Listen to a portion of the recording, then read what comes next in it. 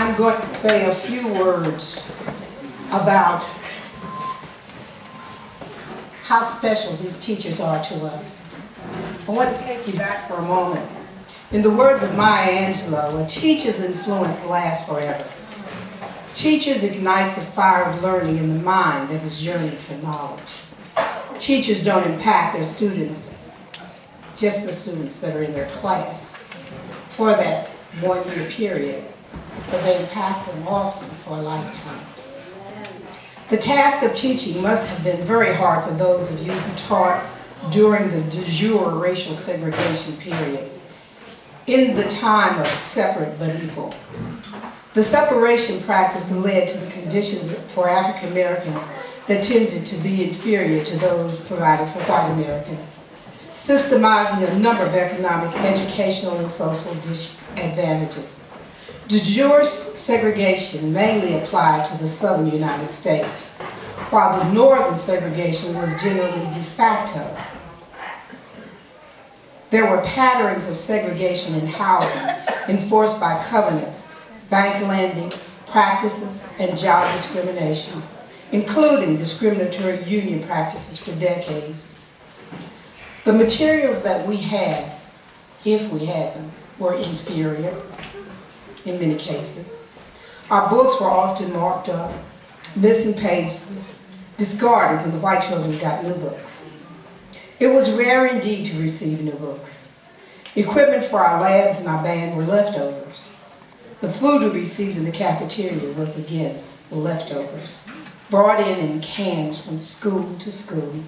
Many of us packed our lunches and brought them to school. We couldn't wait to get into high school so we could go down to Miss Satan's for lunch. There were 3 schools that I remember during my educational years here. T.C. Edmonds, which was then on Johnson Street. D. Webster Davis, when I went to school, was over on Sunnyside, and Booker T was on Johnson Street. The task of teaching in the county must have been even harder. They didn't have but that one school out in the county, and the teachers out there struggled alone.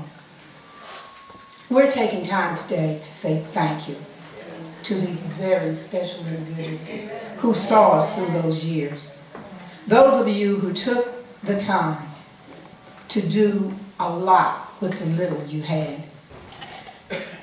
You created within us self-assured, confident, independent individuals who we are today. You allowed us to see our potential, and you nurtured us until we were able to stand alone. We want to say thank you. Thank you.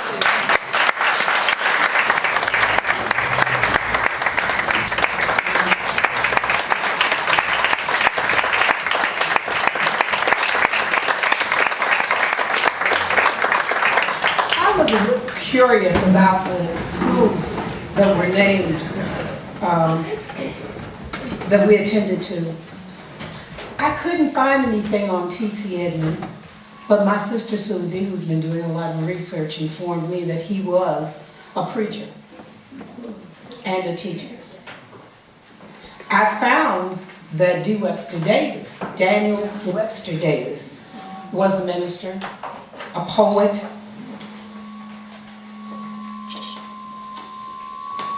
and a writer.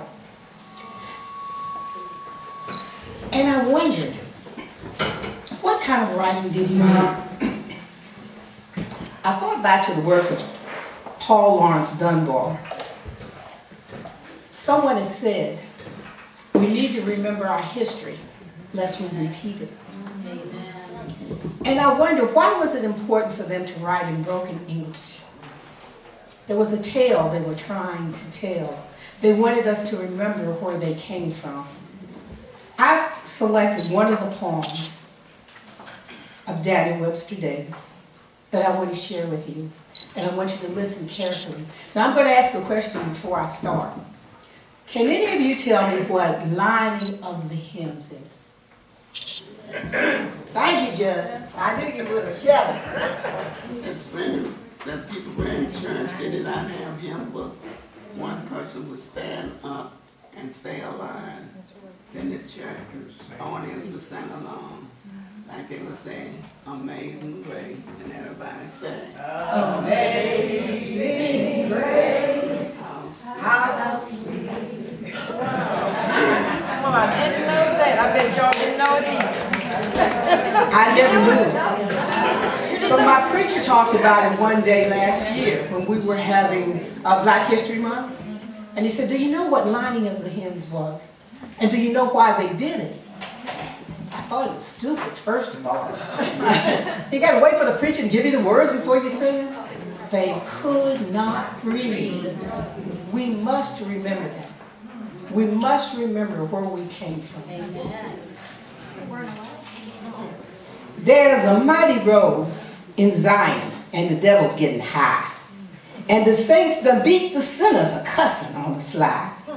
What for it am, you reckon? Well, I'll tell you how again.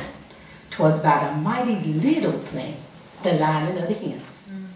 The young folks say it ain't stylish to line out no more, that they's got education, and they wants us all to know that they likes to have their singing books a holding for the eyes and sing the hymns right straight along to mansions in the skies. That it am awful faulty to gin it out by line, and if the old folks will complain, 'cause they's old and blind, and slavery's chained and kept them back from learning how to read, that they must take a corner seat and let the young folks lead.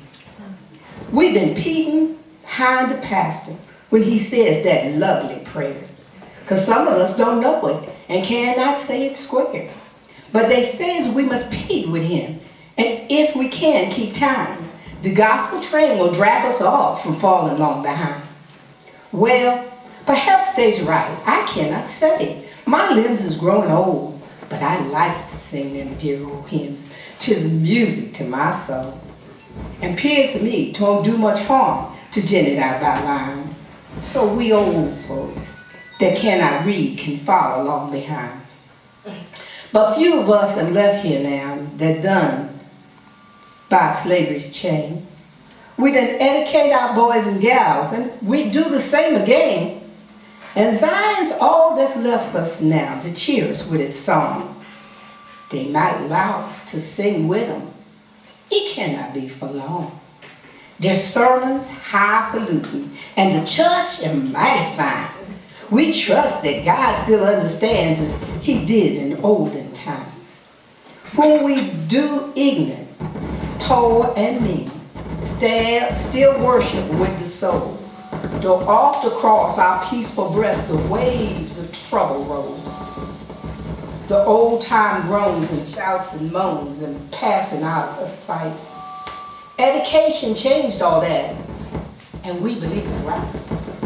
We should serve God with intelligence, but for this one thing I plead, just leave a little place in church for them that cannot read. Wow.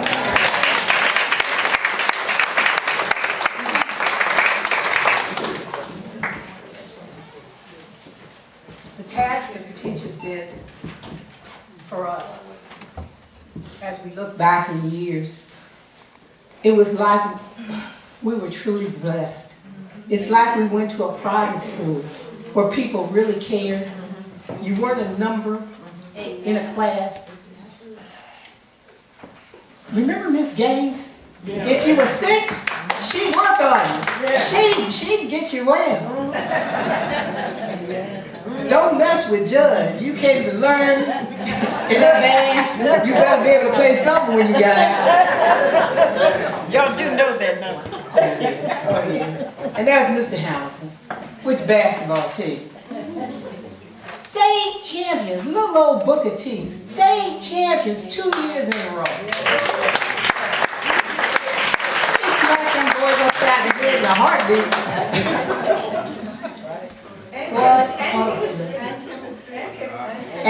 And taught chemistry and biology in the meantime. Yeah. He told me, honey, if you go to college, don't you take none of them biological sciences. You take the earth science, because you can't cut nothing.